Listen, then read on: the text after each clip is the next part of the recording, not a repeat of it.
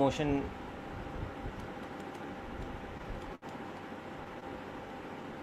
third session.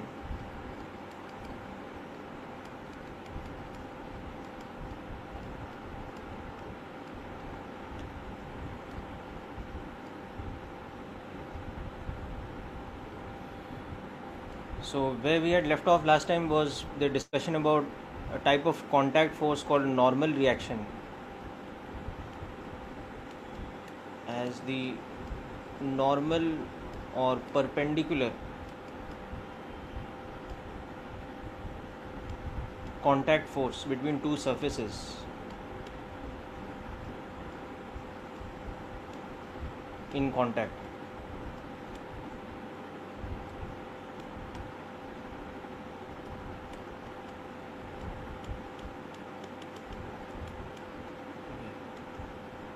So what I will start with today is the understanding that normal reaction is what we call a self-adjusting force. Okay, so this type of force, normal reaction,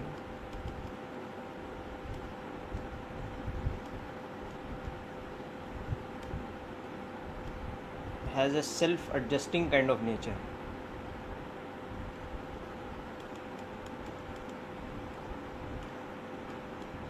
In the sense that it adjusts its value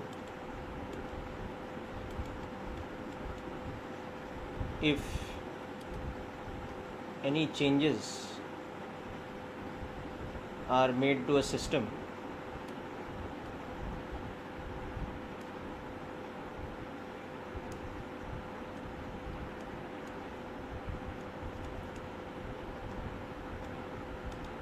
such that it is affected by that particular change. So let's understand what I'm saying over here with an example. So very basic example of this situation would be that on a frictionless surface, on a smooth surface, you kept a block of mass 5 kg and we ask ourselves how much is the normal reaction. So we know that the normal reaction acting on it will be equal to its weight. So typically here it will be 50 newtons. Okay, so there's no doubt about it. This is normal because we know that in this particular case its free body diagram would look like this. There would be two forces acting on it, weight and normal reaction, and it should be in a state of rest. So the forces should balance each other, so normal reaction will balance the weight. Okay, but what I'm going to show next is that the moment we make some change in this system, now in the same system, suppose I do this, that while this block is lying on the ground, now I apply an additional force on the system, or in this case I apply the force directly on the block, and that is going to affect the normal reaction. Okay, so what will happen is the moment I apply this external force in such a way that it affects the system, you will see that the normal reaction changes its value. So suppose now what is happening, some external agent suddenly starts applying a force of, let us say, a force of 10 newtons vertically downwards. Okay, so now an external agent applies a continuous downward force F equal to 10 newtons, pushing the block, pushing it down. Okay, so find the normal reaction N over here. So you'll see that when you make the free body diagram for this second situation, weight is a force which is not affected. The gravitational force acting on the body is not affected by this. That remains mg equal to 50 newtons, provided g is of course 10 meters per second square, both the cases. Okay, but because I have started applying this downward force in addition to weight, so ये मैंने 10 newtons का force ऐसे लगा दिया, so what is the quantity which will adjust itself because of the change that has occurred in the system? That quantity which affects itself will be the normal reaction. The normal reaction will change, its value will now become F plus mg. because of the external force that I brought in. Here it was only mg, but यहाँ पे अपने आप the normal reaction is the one who adjusts according to the situation, and normal reaction adjusts to 60 newtons. It changes its value. So you can see that with the application of the external force, okay, normal reaction makes an adjustment. Okay, so it self adjusts, okay, according to the change made between example 1 and example 2. Okay, so this becomes an important property of normal reaction and an important way to understand how normal reaction acts within a system. Okay, so just make a note of this point, and then we will see more examples in this will which in which this will become more evident. This property of normal reaction will become more and more evident.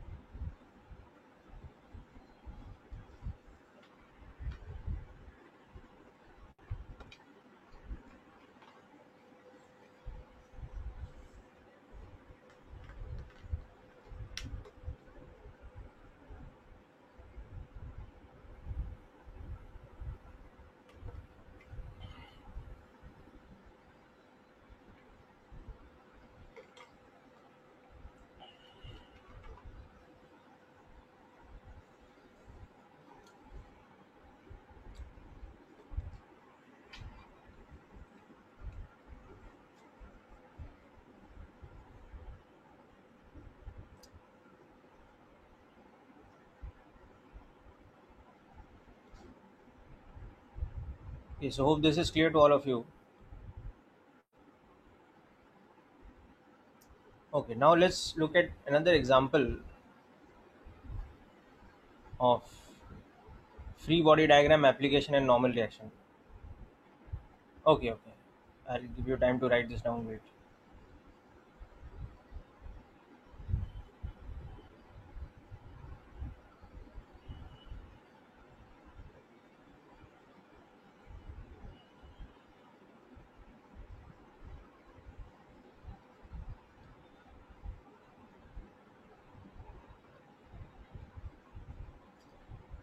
Yeah, just make a note of the free body diagram in the second example beneath the free body diagram. From that, you will be able to understand what's happening. Okay. First, note down this point, and then according to this point, make the free body diagram. Okay, and apply this equation from that. You will understand from that what's happening.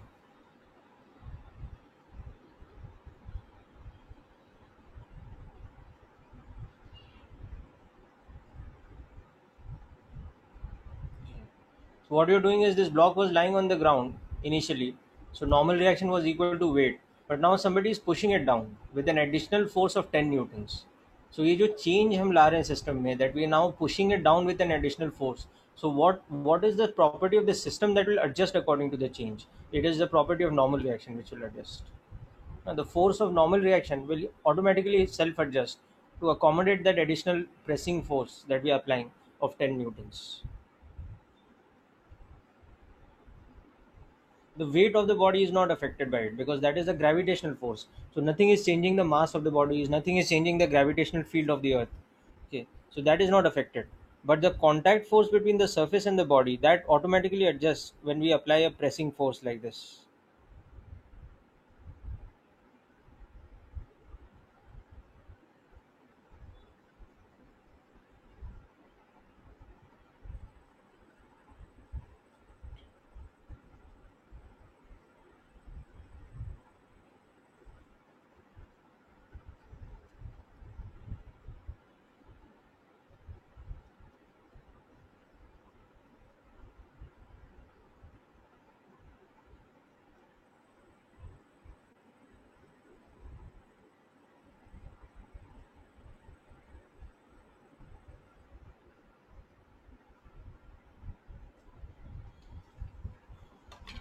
Okay, so hope this is clear now. Have you written this down?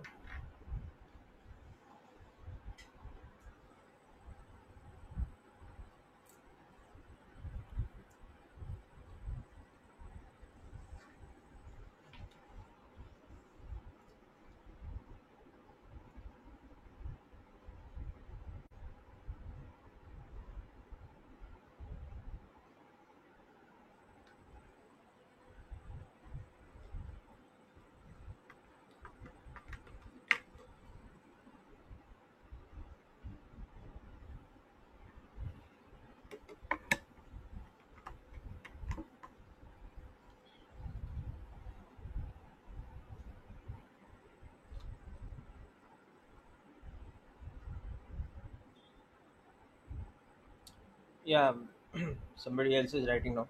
So Veer, have you finished?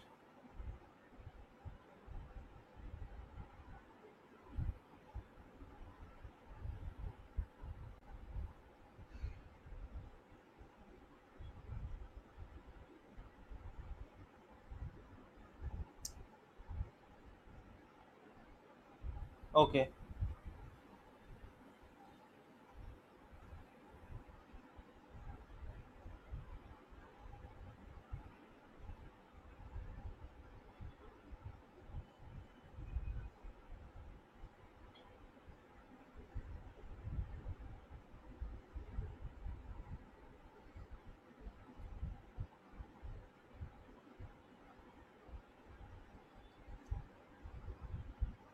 All right. So next, let's understand more examples of the application of Newton's second law.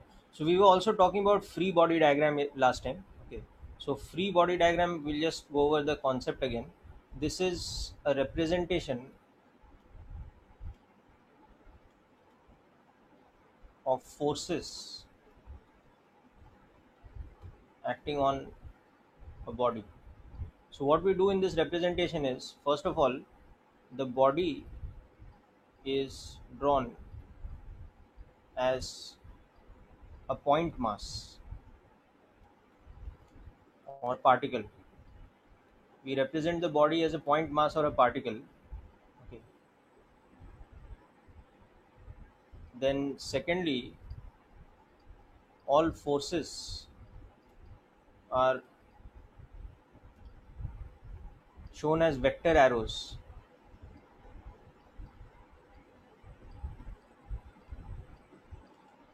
Okay. How we've learned in vectors to represent vectors geometrically as arrows. So like that we show all the forces acting on the body as vector arrows originating from the point mass, the so-called point mass, which is actually the body on which we are analyzing. Then we resolve the forces into components if necessary, that is. So for example, in the above problem it was not necessary because all the forces were along the vertical axis. But if there are any forces which are in general sort of direction, then we need to resolve them into components. So next step we do that. Okay. And then finally the equation net force is equal to mass into acceleration is solved in component form. Okay. So this is what we'll concentrate on today. The final step, how to apply Newton's second law by solving the free body diagram in component form. Okay. So let's look at a very basic example now to understand this. Okay. So we have a situation like this,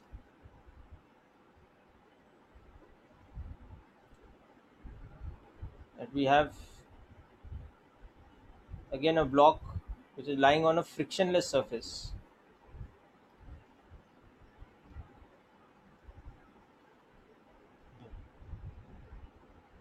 And what we are doing in the first case is an external force is used to push the block in this sort of direction. Okay. So M is equal to 5 kgs. Okay. And the force that is applied is 10 newtons horizontally. Okay. Now we will also simultaneously do a second part of this question. And that second part will have a similar situation, the block lying on a frictionless surface. Okay. But this time the force will be applied in a slightly different kind of manner. Okay.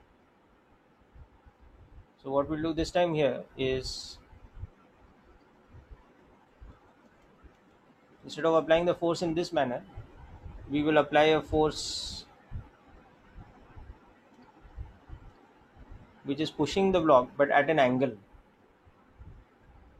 It's pushing it at an angle like this, such that The force is like this. So this time the mass of the block is again 5 kilograms, but the force is, let us say, uh, 12.5 newtons. Okay, and it is applied in a different way. It is applied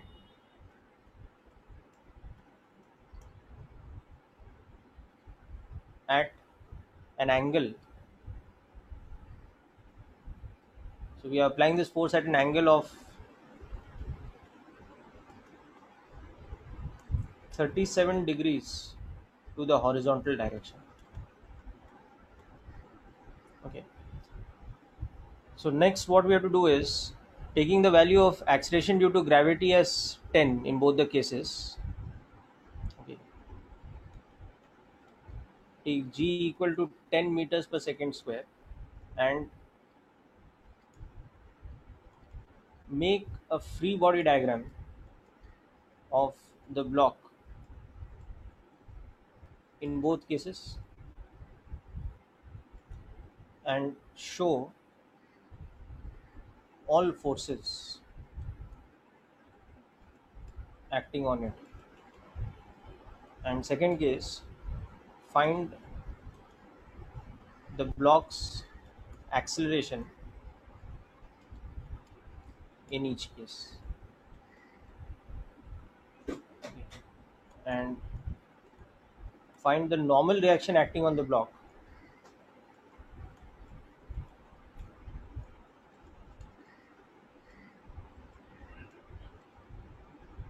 also in each case. So this all we have to do. Okay. Now in all of this we are assuming that the surface is a frictionless surface. That is, it is what we call a smooth surface. So it does not offer any friction. Okay.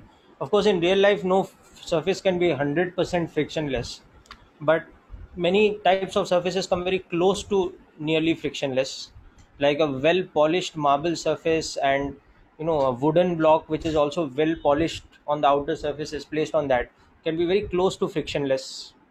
Or even polished wood against polished wood, like you have in carom, is very close to frictionless. Or if you have, let's say, an ice surface and an object like a polished stone object on the ice surface, can be very nearly frictionless. Okay, so let's understand each of these cases. So let's follow the steps of the free body diagram in each case. Okay,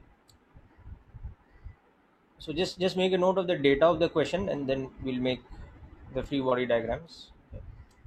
You need not make a detailed diagram or anything, just take a note of the data of the question, because I'll be making the diagram again in any case.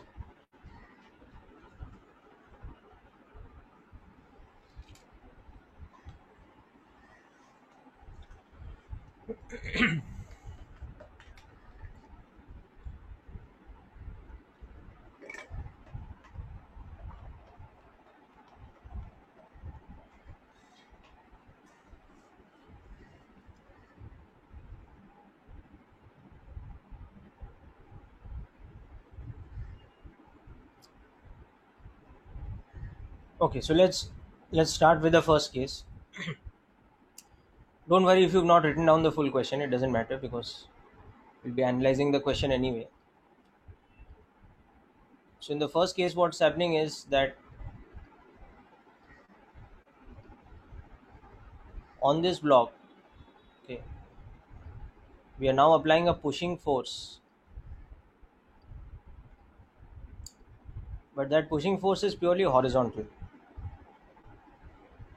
We're applying a force which is horizontal and equal to 10 newtons. The block's mass was 5 kilograms. This was a smooth surface, and we had taken the value of g as 10 meters per second square. Yeah, I said, Prince, it's okay. There's no need to write everything in detail. Okay, just understand the explanation first. So the same data I'm giving you in the question here, so don't worry.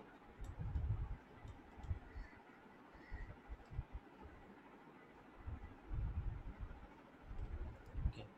So let's think in terms of the free body diagram. Okay, so free body diagram of the block. So what are the steps in the free body diagram? Step 1 is you represent the block as a point mass. So this is the mass. Okay, and then show all the forces acting on it as vector arrows. So what all forces are acting on this right now? You can see that there is the external force which is acting like this. Just place this a little bit away like this. Okay, yeah, so there's the external force which is acting in the horizontal direction towards the right. So I will show it as a arrow, a vector arrow which originates from my point mass. Then of course there is the weight of the object. In all, you'll understand that there are three forces which are acting on the body. By default, we assume everything is happening on the earth's surface, so there is weight of the body which always acts vertically downwards. So that is there. Then it's in contact with the surface below, so the surface below is pushing it up. So there has to be a normal reaction force or a contact force which is acting like this. And in addition to these two forces, there is the external force F that we are applying on the block like this. So these are the forces acting. Okay, now since these are already horizontal or vertical, we don't need to do the third step. We don't need to resolve the forces. We just need to understand that, okay, under the action of these forces, how is the block moving? The block is moving in this direction. It's moving in the horizontal direction, and it has some acceleration which we want to calculate. Okay, so we will take this as our x-axis because that is the direction of motion. We'll take our system such that this direction is our x-axis, this direction is our y-axis, and we'll understand that the acceleration of the body is along the x-axis. So now when we solve Newton's second law, that net force is equal to mass into acceleration, we will break this into components. So along the x-axis, what is happening? Our net force is F and our acceleration is E. So that's our first equation. And along our y-axis, what is happening is that the net force is N minus mg. Because N is acting upwards along the positive y-axis, mg is acting downwards along the negative y-axis. So this is giving us 0 because there is no motion along the y-axis. Okay, so this is the equation F is equal to ma, but it is resolved into two components. In the x comp, so what we are doing is this equation F net is equal to mass into acceleration. इसको हम दो components में break कर दे रहे हैं, that force along the x axis is mass into x component of acceleration. Force along the y axis is equal to mass into ay, where Fx is the net force in x direction or along the x axis. Fy is the net force along the y axis. And similarly, the acceleration we are dividing into components ax I cap plus ay j cap. So this is what we are doing in general. So in this particular case, what is happening? The x component of acceleration is the net acceleration. The y component of acceleration is 0. The x component of force is just F, but the y component of force is how much? It is N minus mg, because N is acting upwards, mg is acting downwards. So this is what we are doing over here. So having done that, from equation 1 and 2 now, we'll be able to find the acceleration of the block. So from equation 1, we'll get that the acceleration is F by m. So it is 2 meters per second square, because F is given to you as 10 newtons, mass is given to you as 5 kgs. Okay, and from equation 2, the normal reaction is equal to the weight, or in other words, the normal reaction is 50 newtons. So these are the two things we have been asked to solve. Okay, so make a note of this free body diagram in this method. Okay, then we will see the more complicated second part. Okay, yes, there would be. So that's correct, Aman. So the idea is, if somebody is pushing the block now, if this person is pushing the block with a force F, then the block will be applying an equal and opposite force on the person, but that will not come in the FBD of the person. Okay, in the free body diagram of the block, that force will not come. In the free body diagram of the block, there is only this force, there's what the earth is applying on it, and there's the normal reaction that this is applying. Whereas what will happen is, in the free body diagram of the person, there will be a force backwards like this, and there will be his weight, and hopefully there should be some friction which is able to prevent him from slipping. Okay, but if there's no friction between his shoes and the ground, then what will happen is that because of pushing the block forward, he will have a tendency of slipping backwards.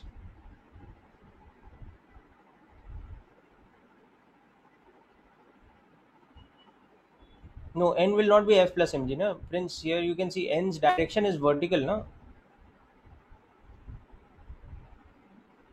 Yeah, good, man. Okay, so the normal reaction is not affected by f in this case. In the second case it is affected by f, है ना. But यहाँ पे क्या हो रहा है, देखो normal reaction सिर्फ mg को balance कर रहा है, because how we are applying the force, we are applying it horizontally, so it is not affecting the normal reaction at all. So normal reaction is self-adjusting. It goes against what is pressing the blocks against the floor. So here what is pressing the block against the floor? It's only the gravitational pull of the earth. There's no other force which is pressing it against the floor. But of course that thing will change in the second part of the question. Okay.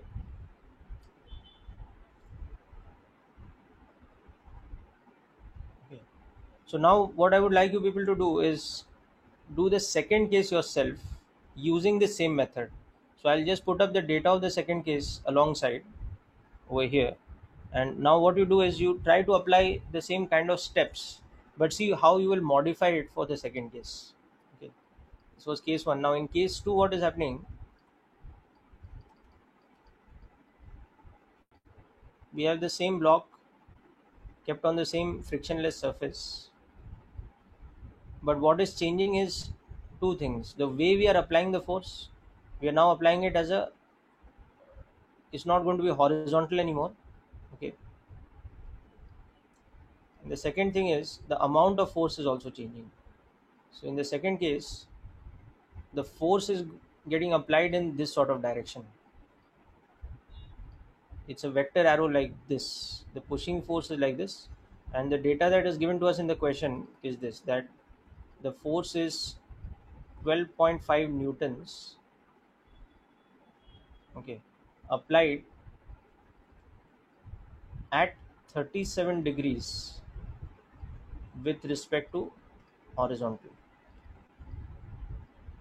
Okay, and rest of the things are same. Mass is 5 kg, and we have to take g as 10 meters per second square. So again, find out how much is the acceleration of the block and the normal reaction.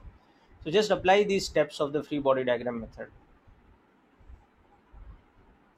Start by making the FBD and understanding what all forces are acting in what all kind of direction. Then you will see that with a little bit of one extra step of vector resolution, you will be able to solve the question very easily.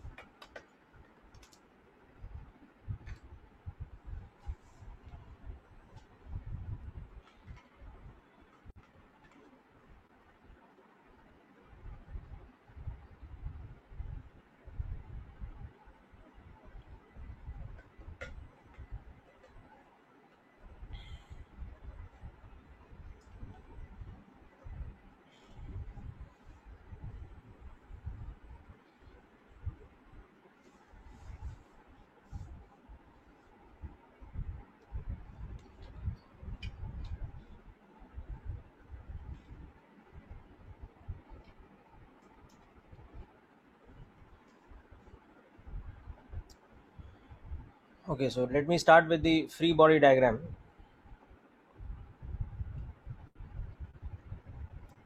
So even before that, let us understand the geometry properly over here. So this force is acting at 37 degrees to the horizontal. Now that means यहाँ पे,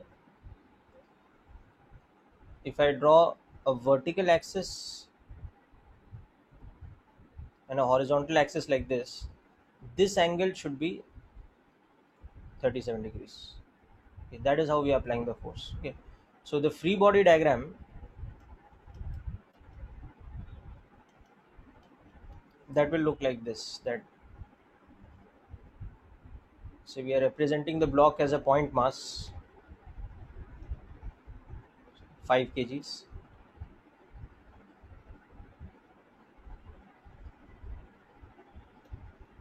Okay, now we start with the external force that is acting. I mean, it doesn't matter what order we make the forces in, but So this force vector now is going to be like this.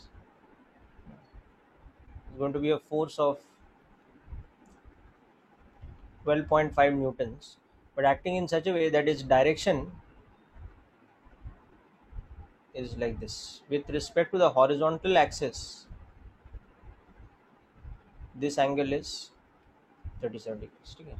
But of course, apart from that, there is the other two forces there are, which are the standard forces. Mg acting vertically downwards, so that will still be, sorry, that will still be 50 newtons. Mass is 5 kg. Okay, and there will be normal reaction that is acting vertically upwards.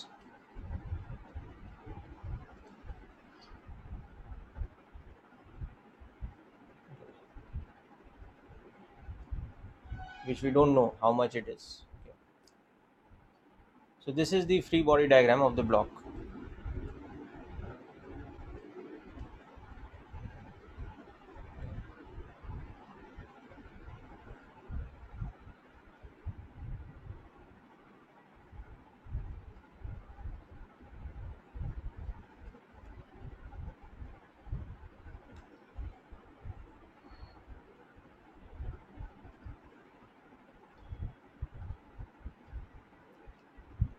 We don't know how much the normal reaction is, but one thing we do know that the block will still move in which direction? It will move horizontally. So the direction of motion of the block will still be horizontal. So it will still be accelerating like this. So again, we will take the horizontal direction as our x-axis, and we'll take the vertical direction as our y-axis. So this time what we'll have to do is we'll have to resolve the forces. We have to put one more step in between.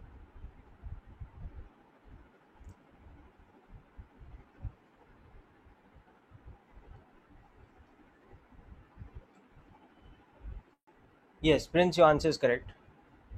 Kanish, your answer is correct. Hmm. Good. And Kanish, what is the normal reaction? Calculate that also. Prince, your second answer is correct. Okay, the first one you done was wrong. Second answer is correct. Okay. So now next step we have to do.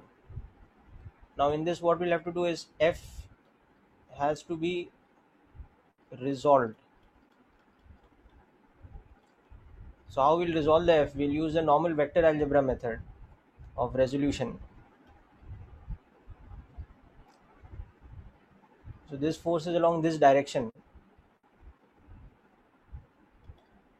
It is 12.5 newtons. So what will happen is that the component of this force along the x-axis and the component along the y-axis will come by the angle at which the force is acting.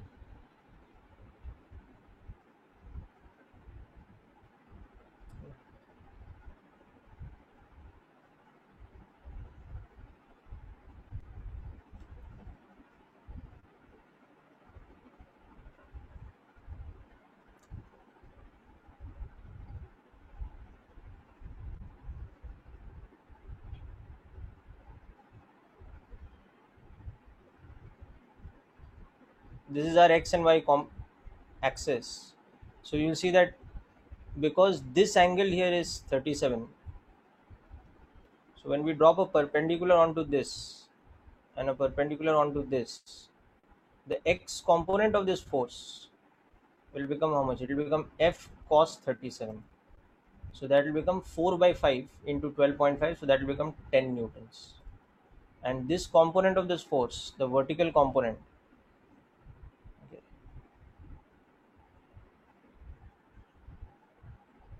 that will become F sine 37. We won't write it as minus because the arrow is already showing the direction is along the negative y-axis. So this will be 3 by 5 into 12.5. So that will become how much? 2.5 into 3. So that is 7.5. Okay. So in this diagram itself, we will show that this force has been resolved into components. Okay. So this we will break this force into its components and show those components in the diagram as the cos component along the x-axis and the sine component along the y-axis, but negative y-axis. So this is f cos theta, this f sine theta, where theta is 37 degrees. Okay. So hope this step is clear to all of you. This is a very critical step here.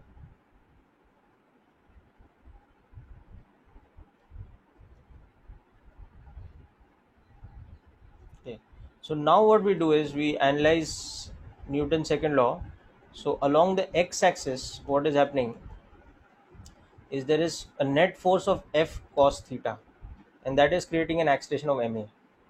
So 12.5 into cos 37 degrees should be equal to the mass, which is 5 kgs, into acceleration. So we will get the acceleration as once again 2 meters per second square.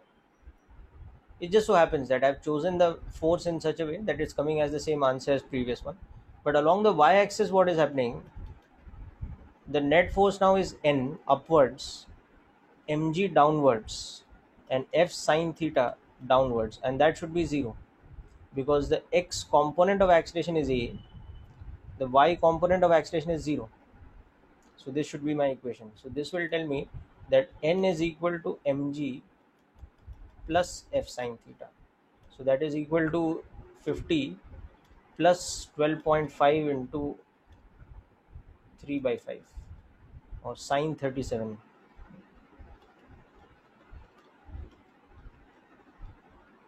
3 by 5, like this. Okay, so this will become, the normal reaction will become 57.5 newtons. It will not be F plus mg, because here the F is not acting vertically downwards. The F is acting in a diagonal manner like this. So this is a very critical step over here. The resolution of the force. This is a very critical step over here. Okay.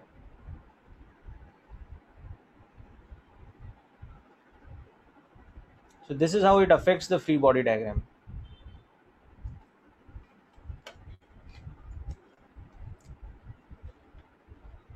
Okay, so hope this is clear. Make a note of each part of this very carefully. Make sure you understand which component is having the cos theta term, which component is having the sine theta term. That is all vector algebra.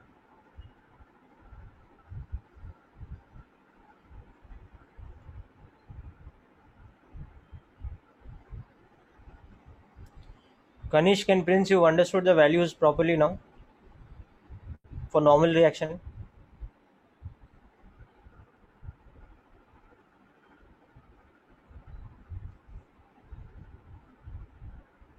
Okay.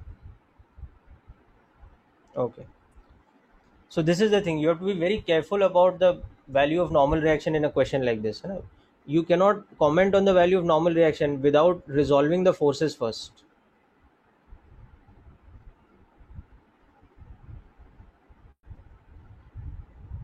Anybody has a doubt in the two values, of the components of F, 10 and 7.5, please drop me a message and let me know. I'll explain again.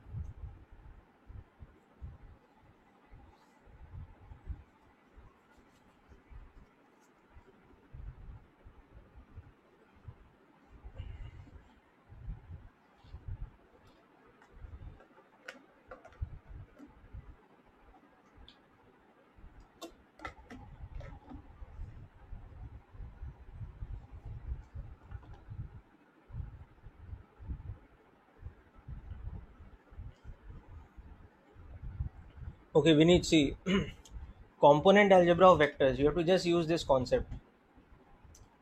So we'll just do a quick recap of the concept of components of a vector.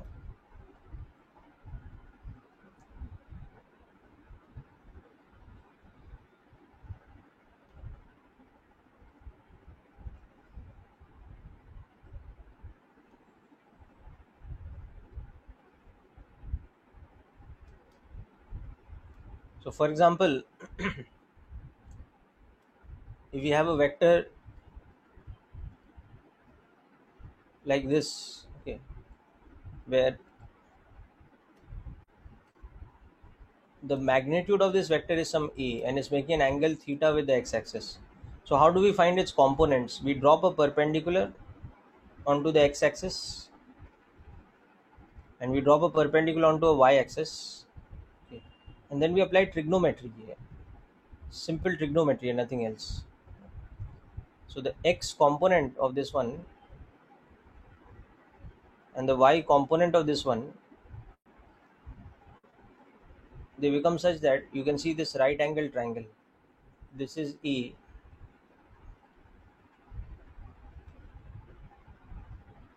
This is the x component's magnitude and this is the y component's magnitude, and this angle is theta. So you can see that ax upon a is cos theta, ay's magnitude upon a is sin theta, and in this case they are both in the first quadrant, so ax will be positive of a cos theta and ay will be positive of a sin theta, and that's why the vector a will be written as a cos theta I cap plus a sin theta j cap. Okay, but likewise, now suppose I have a second situation where I have, let's say, a vector b like this.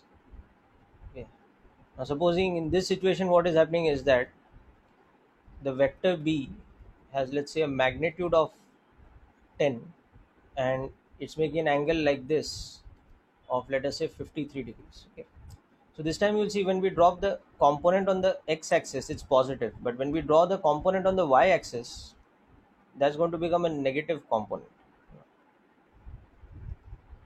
It's going to give us a negative. So we can see that for this one, what will happen is bx is positive, but by will be negative. So again, mod of bx will be b cos theta or 10 cos 53, suppose. So that is 6. Mod of by will be b sin theta again. So 10 sin 53. So that is 8. But this time bx will be plus 6, by will be minus 8. So the vector b will be written as 6i cap minus 8j cap. Okay. So like this over here, we had the force acting in this sort of direction. And this force was having a magnitude of 12.5 newtons. But with respect to the horizontal and vertical, this angle was 37. So when we wrote the force in component form, it had an x component of 10 but a y component of minus 7.5. So that is why when we wrote the force in the component equations, the y component was understood to be negative. So that is the contribution to force along the y-axis, it is coming with a negative sign. It's minus f sine theta. Normal reaction is plus because it's positive. It's lying along the positive y-axis. But this f sine theta component is lying along the negative y-axis, so it's opposite normal reaction. Whereas f cos theta is along the x-axis, and that is the only force along the x-axis, so that's equal to mass into acceleration.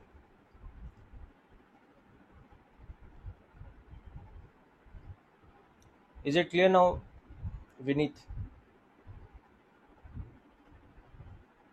So the basic thing you have to remember is if any vector makes an angle theta with any axis, okay, then the component of that vector along that axis becomes the cos component, and the component of that vector perpendicular to the axis becomes the sine component.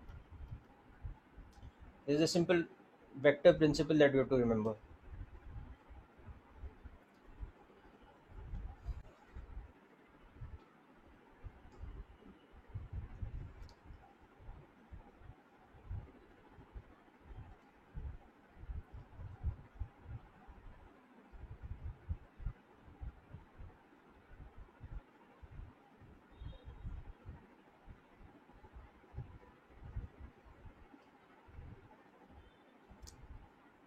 Okay, so hope this whole question is clear to all of you now.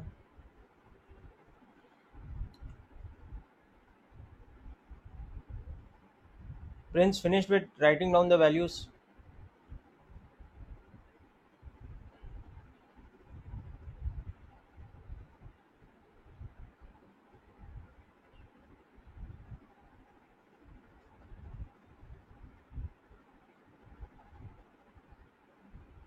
Okay.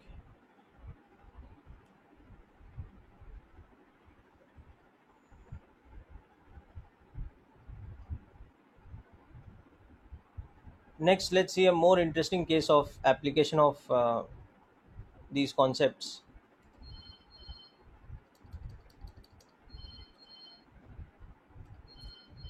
So now we have this situation where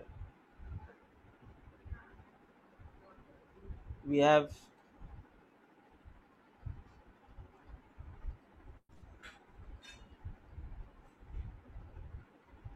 again got this smooth surface.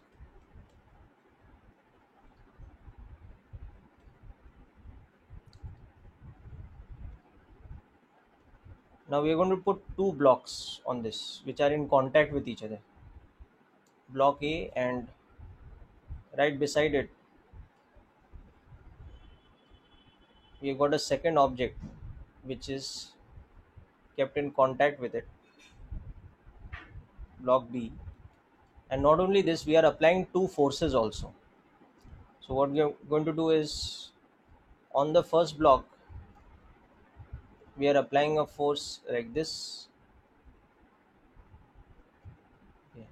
Let us say this force is F1, and on the second block we are applying a force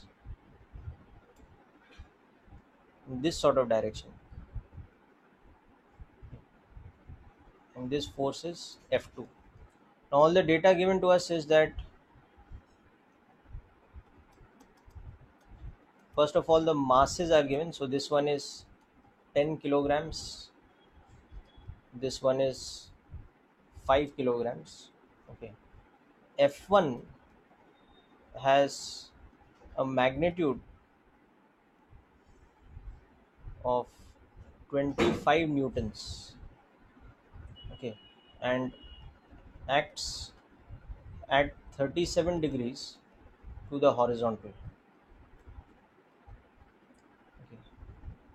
F2 has a magnitude of, let us say, 15 newtons and acts at 53 degrees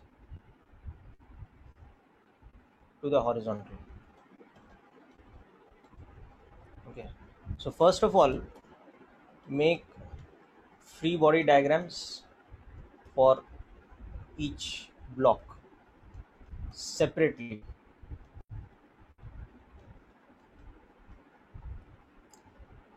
and show all forces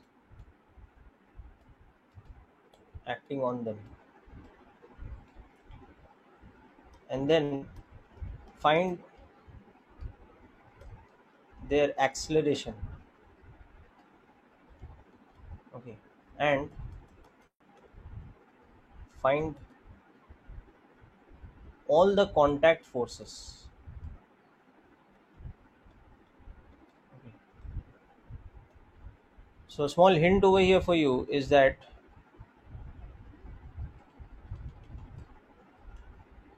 there is a contact force between the blocks A and B. So what is happening is, you'll realize that A is actually pushing B with a force like this, and B is pushing A backwards with a force like this. Okay, so N is, there is a contact force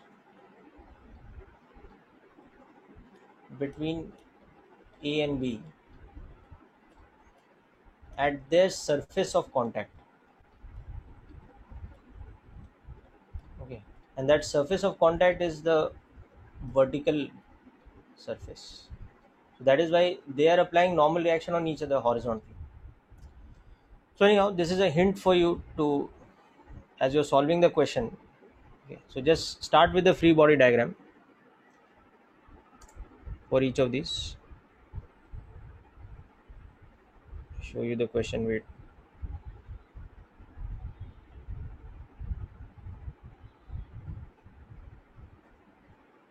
Okay.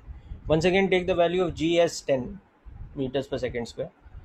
Take acceleration due to gravity as the standard value 10 meters per second square. So start with this, people, we'll discuss.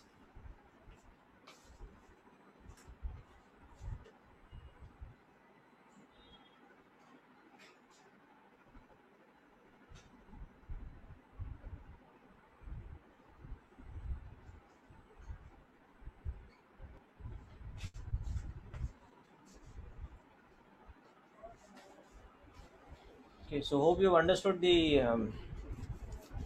question itself over here. You can see from the values that F1's effect will dominate over F2.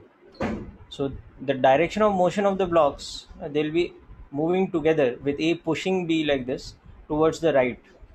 So take that also into consideration when you make the free body diagram.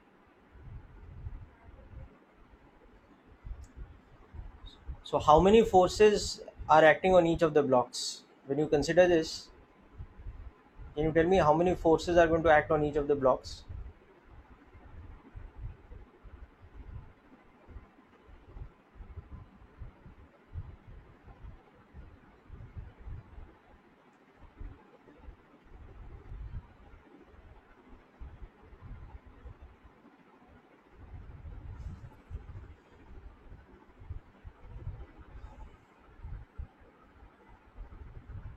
Yes, that is correct, Aman.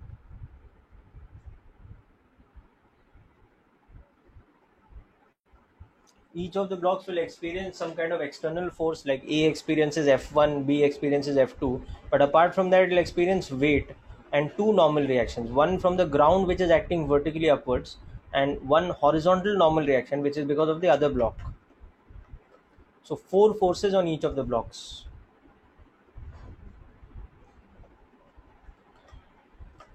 And then you have to just resolve the forces correctly and apply Newton's laws, with the net force being along the x-axis. Each of the blocks will be moving the common magnitude of acceleration with the common acceleration along the positive x direction, that is towards the right.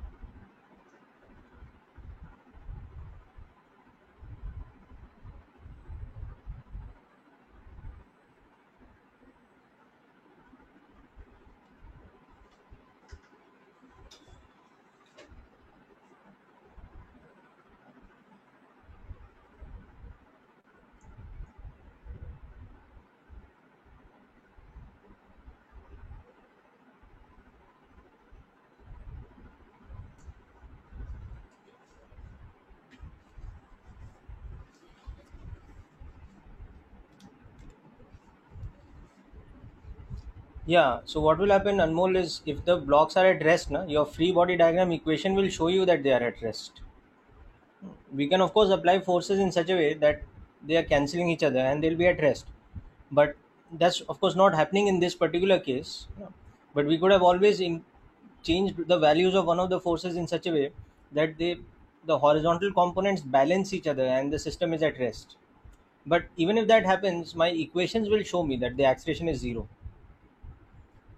Okay. So your equations will show you what is the direction of the acceleration, whether your assumption about the direction of acceleration is correct or not. Yes, so you will realize in this case that they are not at rest. So, so ultimately, we can't just guess because there are two forces in opposite direction. It's not necessary that they are at rest. We have to actually investigate that from the equations.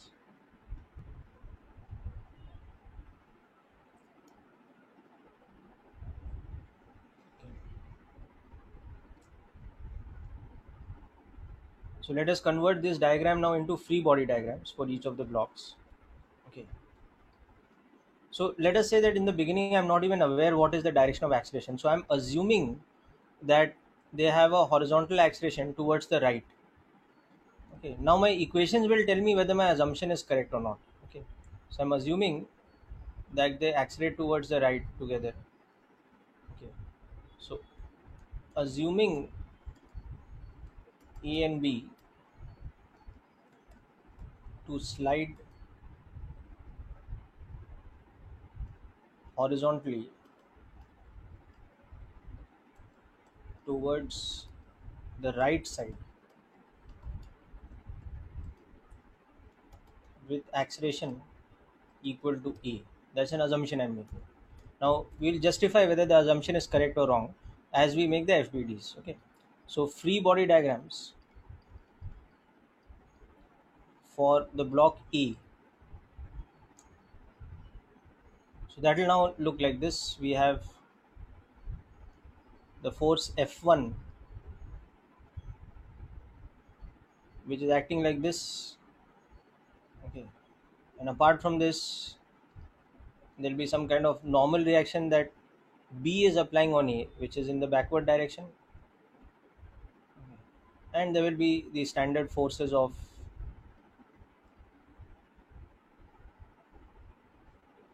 weight and some kind of normal reaction. So these are the four forces that are acting on E. Na, this is the normal reaction due to ground or the horizontal surface that's applying this normal reaction. Whereas N over here is the normal reaction due to the block B. The block B is pushing back A in this way. Okay.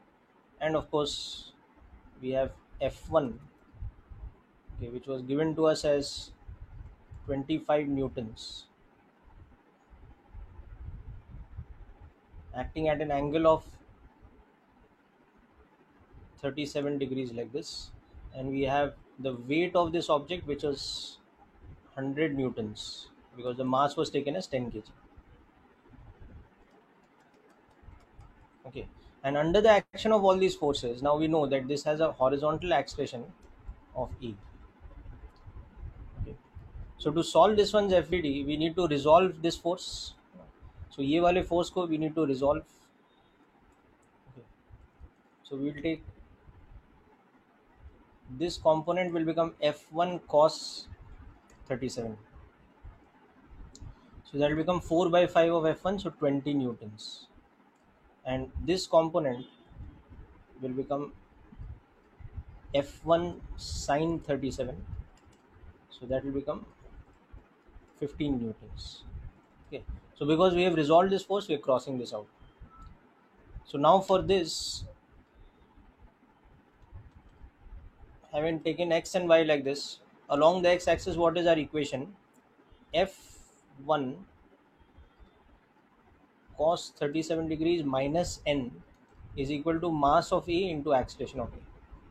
So this will give us the equation that 20 minus some unknown normal reaction is mass of A, which is 10 times A. So this is our equation number 1. Okay, and along the y-axis we have the equation that normal reaction minus the weight of this object minus F1 sine 37 should give you an acceleration of 0. So this normal reaction is becoming weight of this object plus the sine component of the force.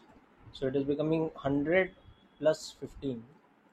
So normal reaction due to the floor on this is 115 newtons.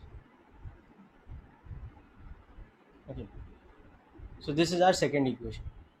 But the second equation is not so important for us. Other than that, it helps us solving. It helps us to find the value of the normal reaction. Okay. Now, just like I've done this, I want you to similarly make the free body diagram of the block B yourself. Okay, and solve the equation for B horizontally. So make the free body diagram for the block B. Okay, same all steps, and see what you get along the x-axis for that, and what you get along the y-axis, what equations you get, and solve these equations along with the equations you got for A. That is the first equation, and from that you will solve the acceleration A and the normal reaction N.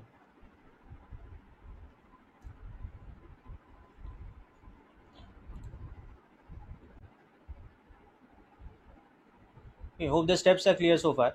See, from this equation alone, we can't get A because we have two unknowns. Na? Capital N and A are two unknowns.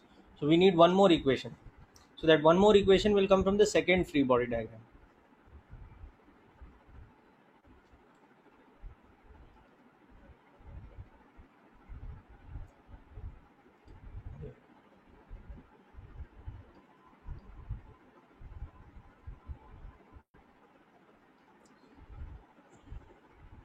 So just try it yourself. I'm just making the basic free body diagram.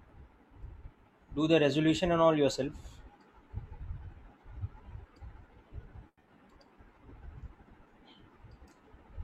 So this FBD has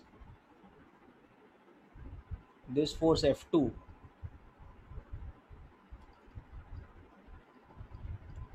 of 15 newtons. Okay, and that is acting at an angle of 53 degrees with respect to the horizontal. So this angle here is 53 degrees. Okay. And apart from that, the forces are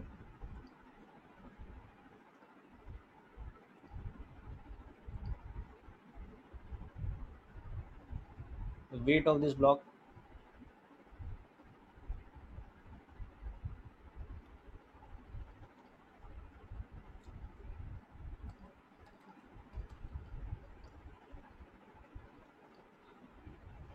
okay, the normal reaction with which block A is pushing against block B, that will act horizontally.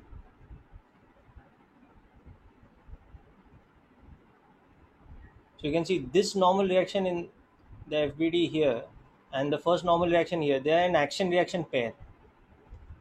This one and that one, they are action reaction pair. Okay. And of course, the ground is applying some normal reaction vertically upwards.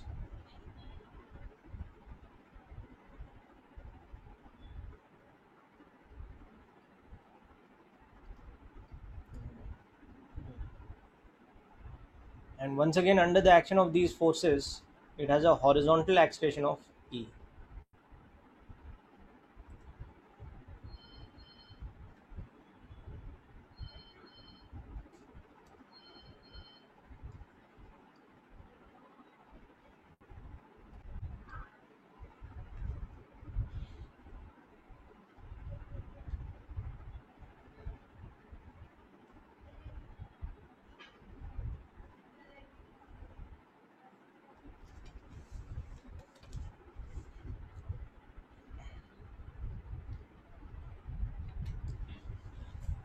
Yeah, Prince, I'll just verify the value for you.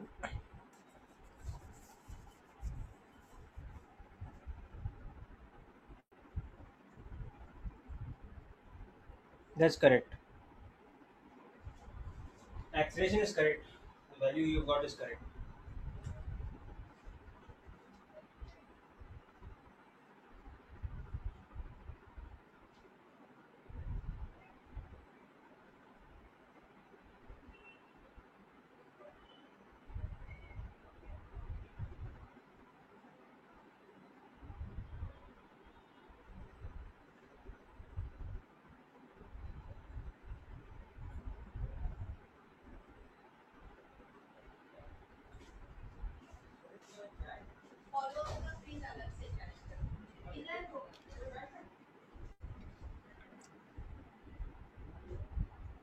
So see, in this diagram, once again you have to resolve the force F2. Your answer for acceleration should come out to be 11 by 15. Anmol, I think you've just taken the inverse of that. It will be 11 by 15 meters per second square. Yes, Tantresh, your answer is correct.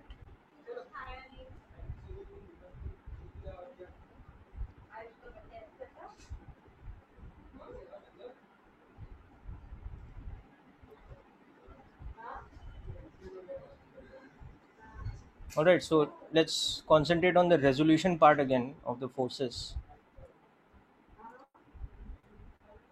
So this angle being 53, you can see that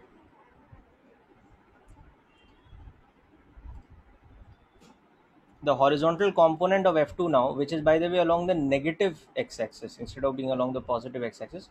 But here we are already showing the direction, so we won't show the magnitude with a negative sign. It will be F2 cos 53. So that F2 cos 53 will be 15 into 3 by 5. So it will be 9 newtons in magnitude. Okay, and the vertical component will again be vertically downwards. Okay,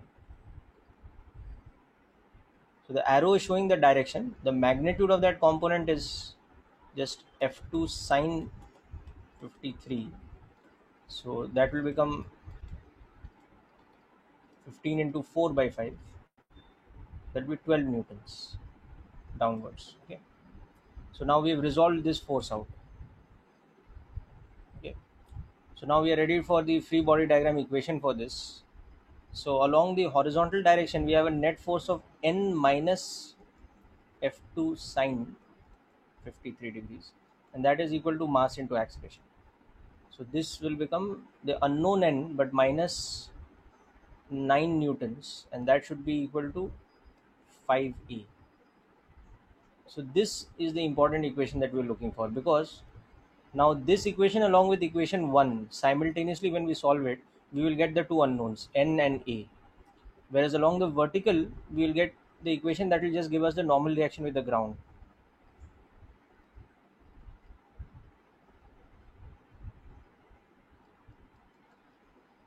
Oh sorry, this is not sine, this is cos. Okay, the value I've written is correct, but this should be cos 53.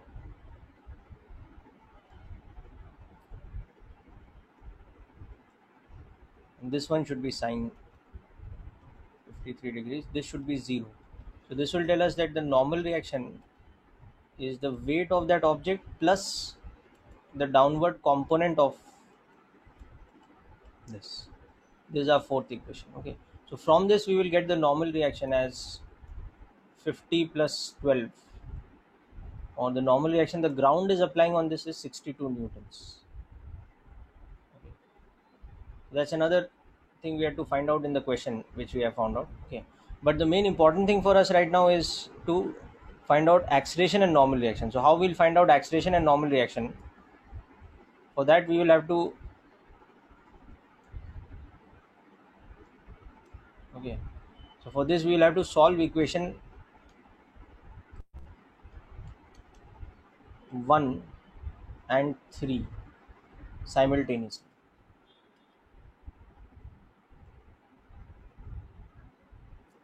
Solve this. Okay, so equation 1 and 3 you can see from above is 20 minus n is equal to 10a. That is our equation 1. And n minus 9 is equal to 5a. That's our equation 2. So now to solve them, just do something simple, add them. So n gets cancelled out. So we have 20 minus 9 is 10 plus 5 e. So we get the result that the acceleration is 11 by 15 meters per second square. Okay, and then resubstitute this in equation 1 or 2 or whatever, and we'll get normal reaction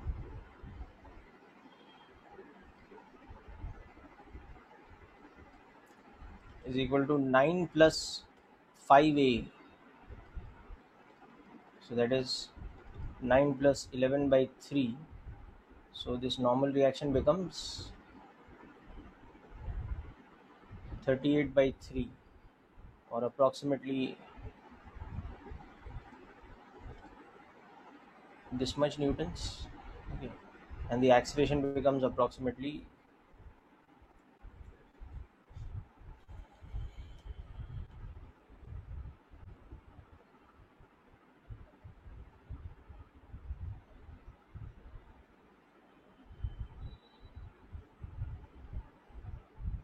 0.73 newtons, approximately, sorry, 0.73 meters per second square. So these are the final values that we're getting.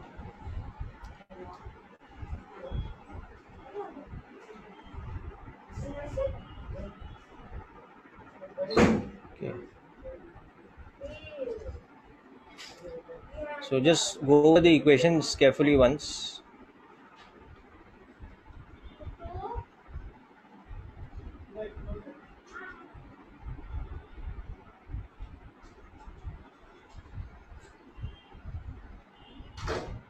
Very good, Prince, well done.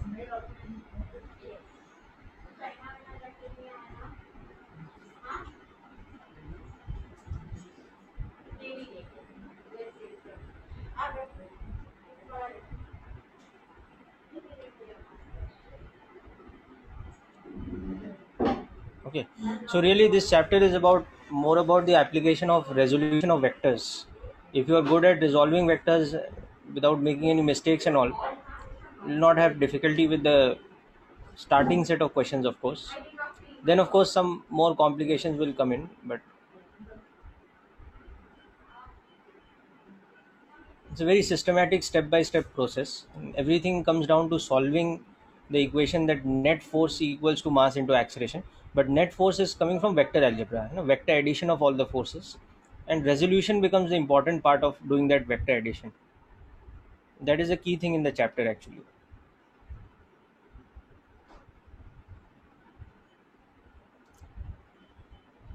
Fine. So any other doubts in this particular question, the solving part?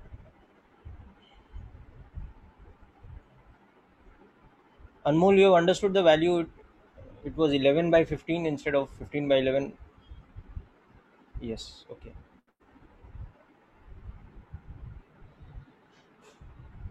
Okay. Now, next situation in which we will once again talk about normal reaction and resolution of forces and all that.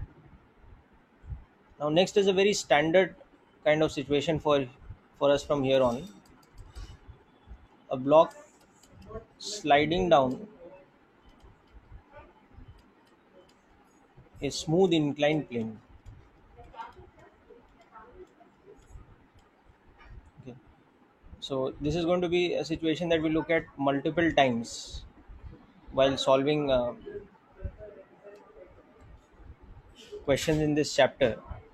So we're going to develop a very standard method of dealing with the free body diagram whenever we have this particular case.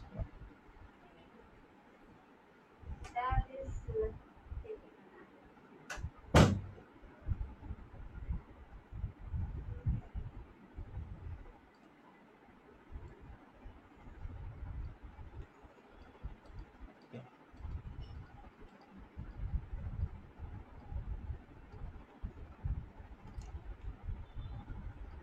So what's happening here is this is a smooth but fixed inclined plane. It cannot move, which is inclined at an angle of theta to the horizontal. Okay. So this is a smooth fixed inclined plane. So it's like a slope, but the surface of that slope is smooth. And in the first case that we are discussing of this, we will just keep a block somewhere on the surface and observe how it comes sliding down, because there's no friction to prevent it sliding. Okay. So a block of mass, let's say capital M, is placed on the surface, on the inclined plane or inclined surface, and released. Okay. So you want to first of all make the free body diagram, find its acceleration, okay, and calculate the normal reaction acting on it. Okay, so start with the first step yourself. Try to make the free body diagram yourself and understand how many forces are acting on it and what are the directions. Then we will discuss about calculation of the acceleration by solving the Newton's second law equation.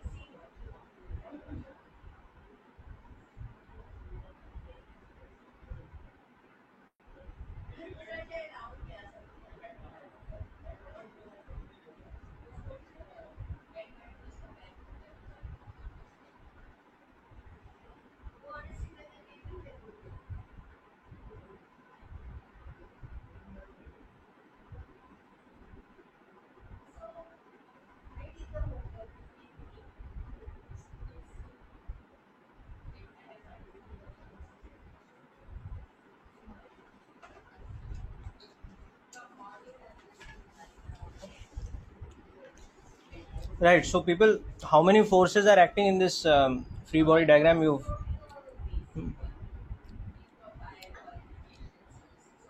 There are two forces only: normal reaction and weight. You know. So we just first of all, let's just get an idea of the situation. Then we'll come to the detailed free body diagram. So this surface will support it by applying a normal reaction, जो कि ऐसा direction में होगा, है ना, perpendicular to its plane. This is the plane of contact, no? Whereas of course the earth will be pulling it down, but the direction of the weight will be vertically downwards, and that is why the two cannot balance each other. So what will happen is this will end up accelerating down the inclined plane. So this is the situation we are after. Okay. Now of course we have to use the geometry of that triangle, the inclined plane and all that, and we have to use vector resolution combination of both these things to come up with the values of acceleration and normal reaction. Okay, so now this is where this thing becomes very important for us to understand the angles. Prince, your normal reaction is correct, but acceleration is wrong. Thoda sa you have to make an adjustment, but you're in the right direction. I mean, your thinking is going in the right direction. So we will just understand the angles involved once more here. Okay, so this is now what I'm showing next is very important. Okay, so if the inclined plane is making an angle theta with a horizontal direction. Okay, so this is my horizontal axis, and let's say this is my vertical axis. So this angle is 90 over here. Okay, now anytime I draw an axis which is perpendicular to the inclined plane. Okay, so I draw an axis over here like this, which is at 90 degrees to the inclined plane. So any kind of normal reaction will act along this axis. So if I have any object of any shape and size sitting here, ये normal reaction ऐसे act करेगा. So like we had seen in the previous lecture, this angle being theta means this angle becomes theta, or this angle becomes theta. Okay, so that this is the angle between the normal reaction and the wind. This is what you have to understand. So this is a very important diagram to remember. This correlation is very important to remember. Now, having understood this correlation, now let's get into the free body diagram, the proper FBD of the block. Okay, so the proper free body diagram of this block,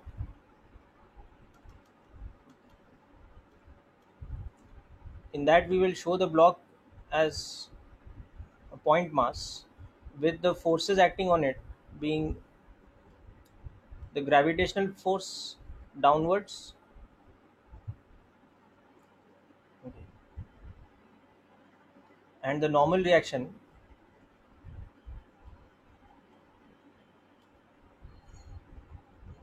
being like this, where in this diagram we'll understand that this is the inclined plane's direction and this is the direction normal to it.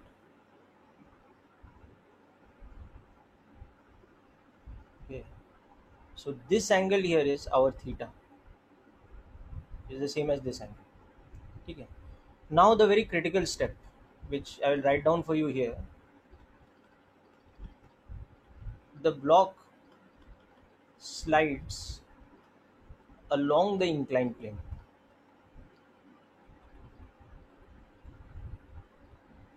Okay, that means this acceleration vector is parallel to the inclined plane, as you can see in the diagram above. In this diagram you can see. Okay, so therefore what we will do is, for convenience, okay, therefore it is more convenient to take x-axis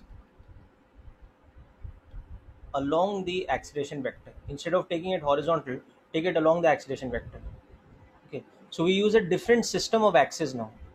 We use the system of axis now where our x-axis is going to point along the inclined plane and our y-axis is therefore going to point perpendicular to the inclined plane. This will be our coordinate frame. So the moment we do this, what happens is our x component of acceleration is a and our y component of acceleration is 0. That is the convenience of doing this, because we know that this block is sliding down this direction. Okay, so which force we have to resolve? So therefore mg has to be resolved. Okay, normal reaction is already along the y-axis because we have chosen the y-axis and x-axis to be like this. It's up to us now how we select x and y-axis. So we always take it as per convenience. What is going to be more convenient for us to solve here is going to be this.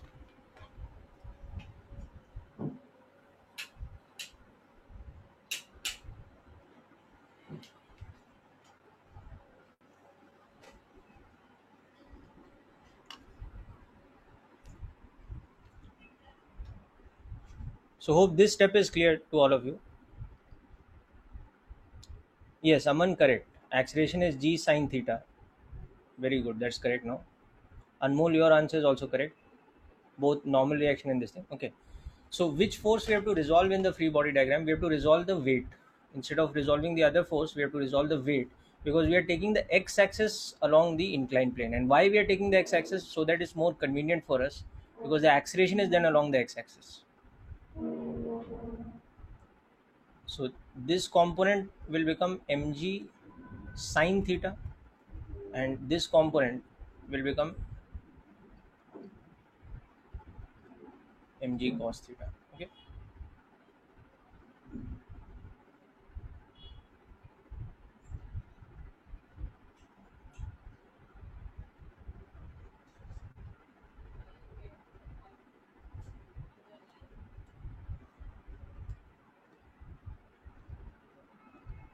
So these components will become,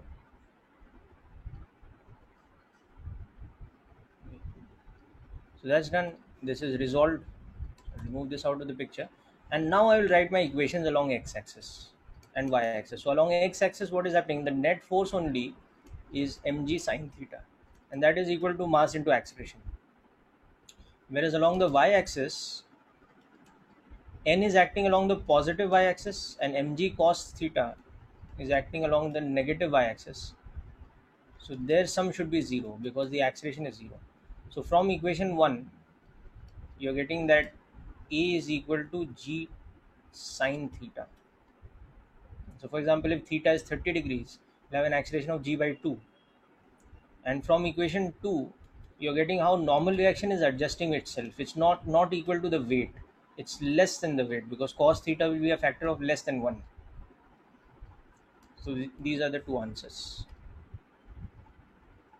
Okay. So this is the full and proper explanation of this very standard situation: a block sliding down a smooth inclined plane. It'll always have an acceleration. If there's no other force acting on the block, it'll always have an acceleration of g sine theta, and the normal reaction will always be mg cos theta.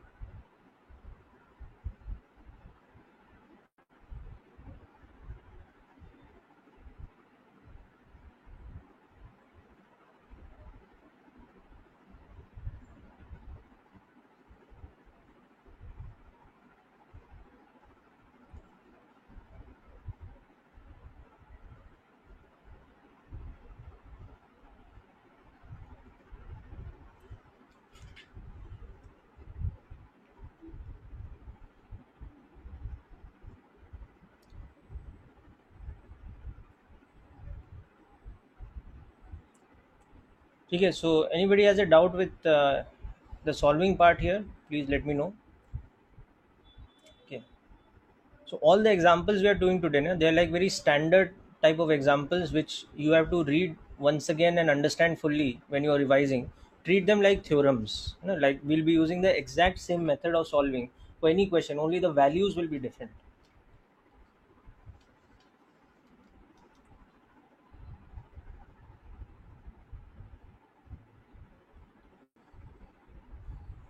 Okay, so I'm assuming this is all clear.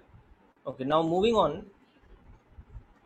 Now that we have understood how to apply the free body diagram method for these type of questions, now we'll involve another type of force. So coming back to the common mechanical forces.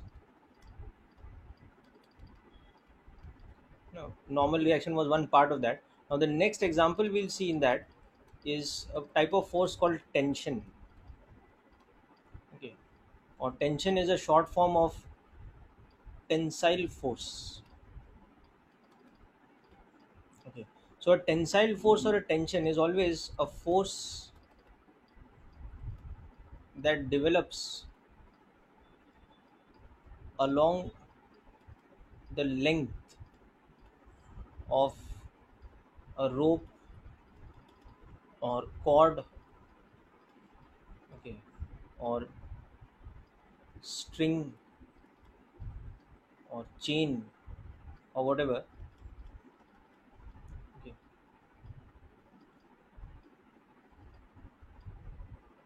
or even a rod, okay, when it is subjected to external force at one or both its ends along its length. And this is a type of force that develops. Okay, so the basic idea is, just imagine a situation where you have, on a frictionless surface, okay, smooth floor, okay, you have got a rope,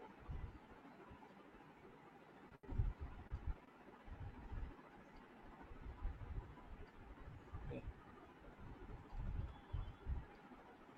with a block attached at one end to it, like this, okay, but no external force. So what is happening? The rope here is kind of loose, or in language of Newton's laws, what we call slack. It's not tight. So that means that the tension in it will be zero. Okay. But now take the same situation where we start pulling from one side the end of the rope with some external force. So the moment we do that, you will see that the force that we apply, it transmits through the rope and it starts making the block also move. But in the process, before we discuss about what's happening to the block, in the process what will happen, this the rope will develop,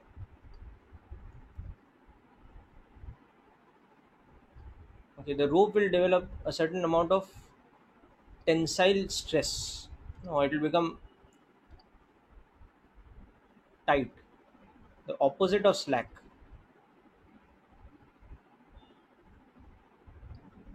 Okay. Because we are applying force from one side now.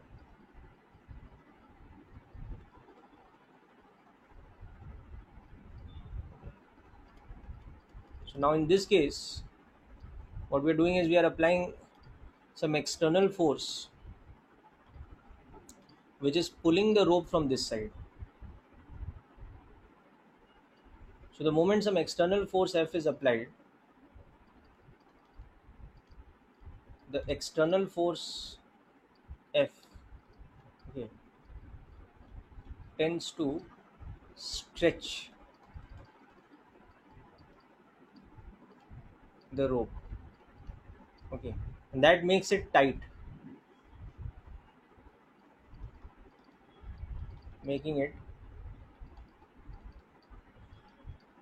tight, or in Newton's laws language we call this,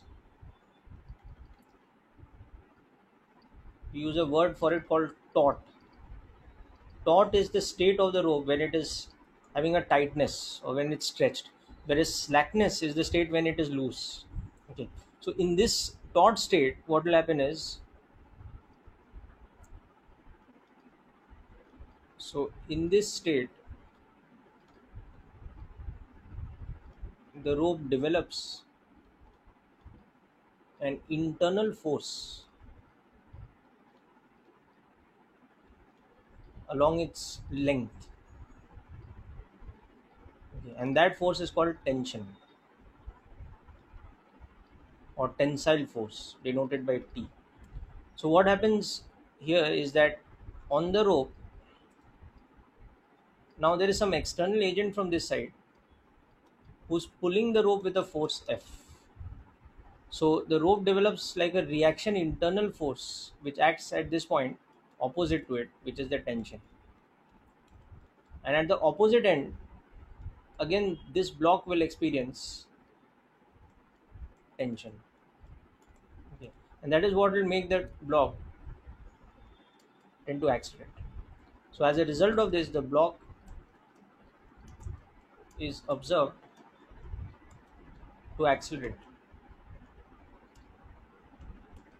Okay, so what is acting on it? The tension force acting on the block, okay, at the end of the rope, this accelerates it. Okay, so this type of force is called tensile force or tension. Okay, so just make a note of this first introductory part about tension first, then we'll come back to this example and we'll understand things like this numerically also.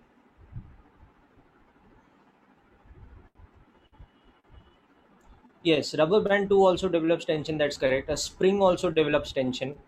Okay, but why I have not taken those examples here is because those are elastic materials, so as they develop tension they change in length. But here the examples I'm taking are, these are the type of materials,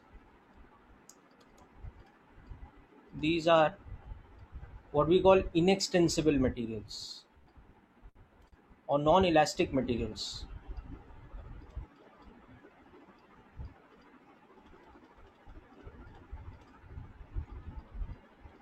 Okay, okay. Unlike uh, a spring or an elastic band, a rubber band, that kind of thing. So we'll come to these also. Spring and elastic bands also will come to later. But first we are taking examples of those kind of materials which are fixed length. So the length of the string or the rope will not change. Only its shape will go from that slack kind of shape or that loose kind of shape where it's kind of crumpled together at places. It has folds in it, to one where it is stretched out.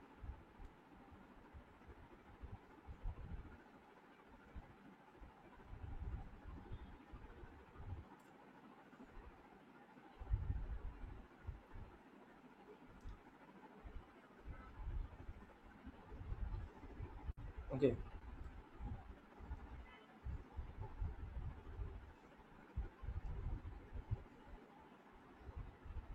So now,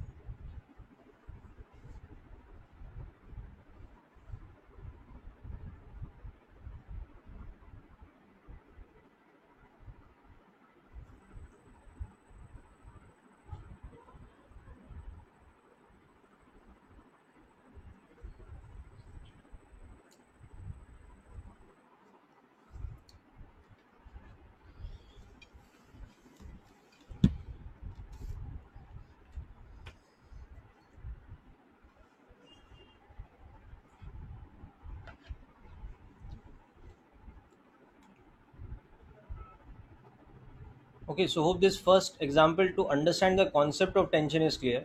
Okay. Now moving on, next we'll discuss a very important key property of what is called massless threads or light strings. So this is now very important, and we will understand this in more detail as we look at numerical analysis going along. If a string, okay, or thread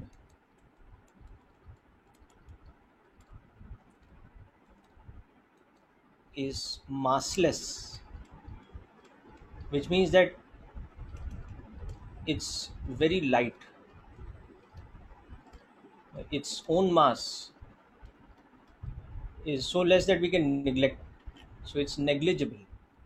Okay. Nothing can be massless exactly, only photons are massless. All particles of matter including electrons have mass, but very very less mass, so it's negligible. So compared to what we are attaching it to, like a block or whatever, even air has mass, it has some density, but it's negligible. No? Like if you take a volume of air and compare it with an equivalent volume of stone or water or anything else, it's negligible. So that kind of situation. So if you have a thread which is, let's say, a few micrograms, and you're using it to pull on a block which is a few kilograms, so it's negligible. No? So that kind of thing. So if a string or thread is massless, that is nearly of negligible mass, then the tension in it will be uniform throughout its length.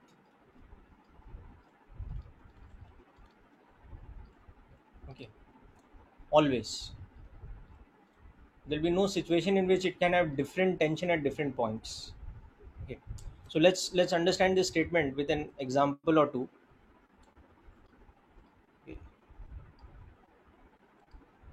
So for example,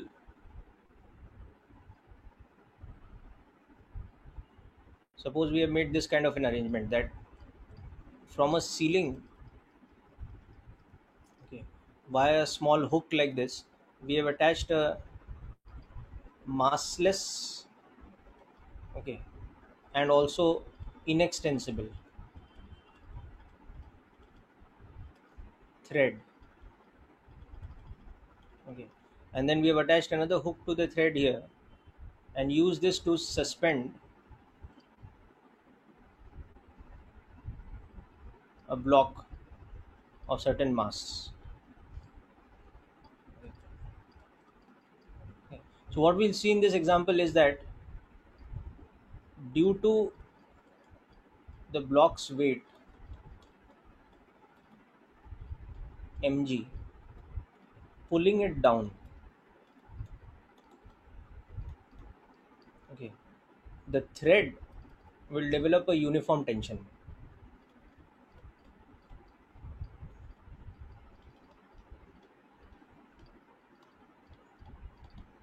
Say T throughout its length. So whatever the tension at this end of the thread which is acting on this hook, it will be equal in magnitude to the tension at this end which is acting at this hook. Okay, and from the free body diagram of the block, you will realize that the block is in equilibrium because its weight is getting balanced by the tensile force or the tension that this is applying. Okay, so as long as our string or thread is massless, we can always understand this as a default condition that the tension in the thread will be uniform throughout.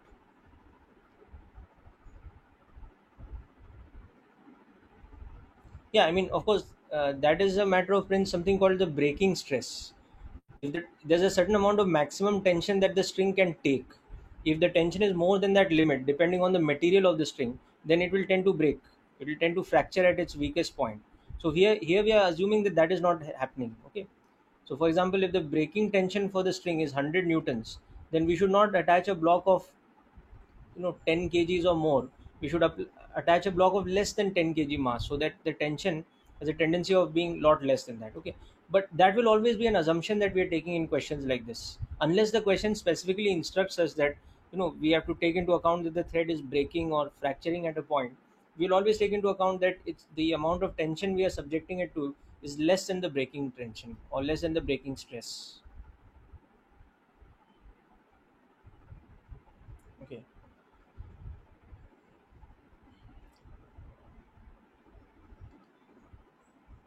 so this is an example of the application of this. Okay, so make a note of this, and we will quickly look at one more example before we finish the lecture. So this time we have a frictionless surface.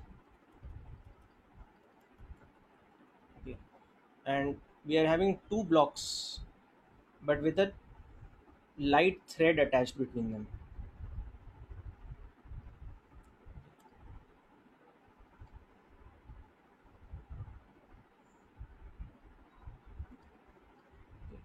And this is, let us say, 3 kgs, this is 2 kgs, and we are pulling the system with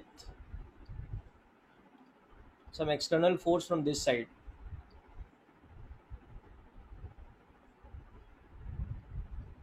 of, let us say, 2 newtons. Okay. So now this in between being a light thread, so you want to find the acceleration of the blocks, okay, and the tension in the thread. Okay. So now this principle that we've seen above becomes applicable over here. Because it is a light thread, what is happening is it will have a uniform tension throughout.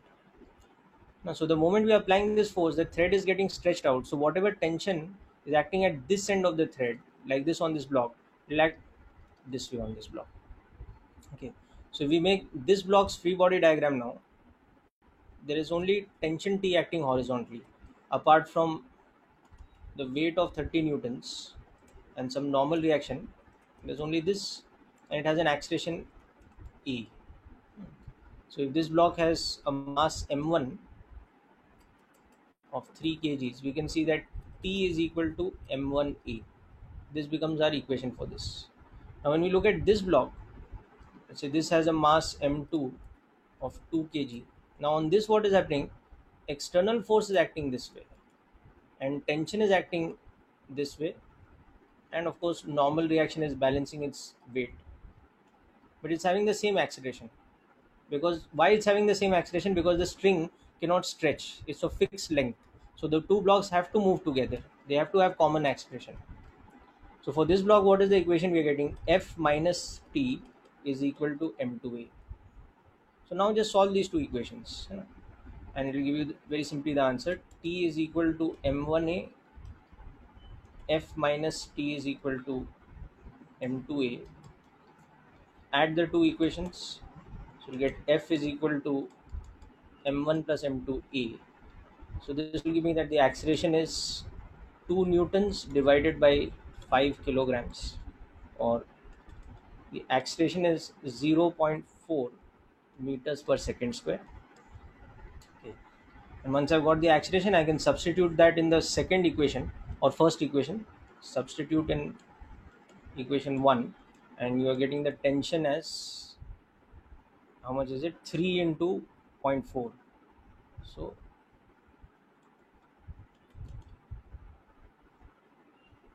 1.2 newtons. That becomes the tension in the thread. And this becomes the acceleration. Okay, so just make a note of this, and with this we conclude today's session. Okay, now I'll be sending you the worksheet for this session, which will have questions, which will have applications of both normal reaction type of forces in systems, as well as now tension, because we've discussed about that also.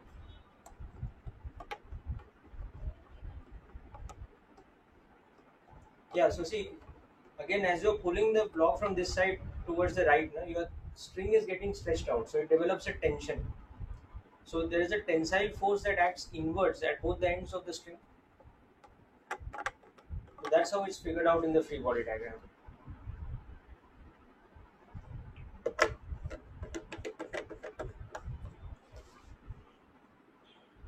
Okay, is it clear now, Prince?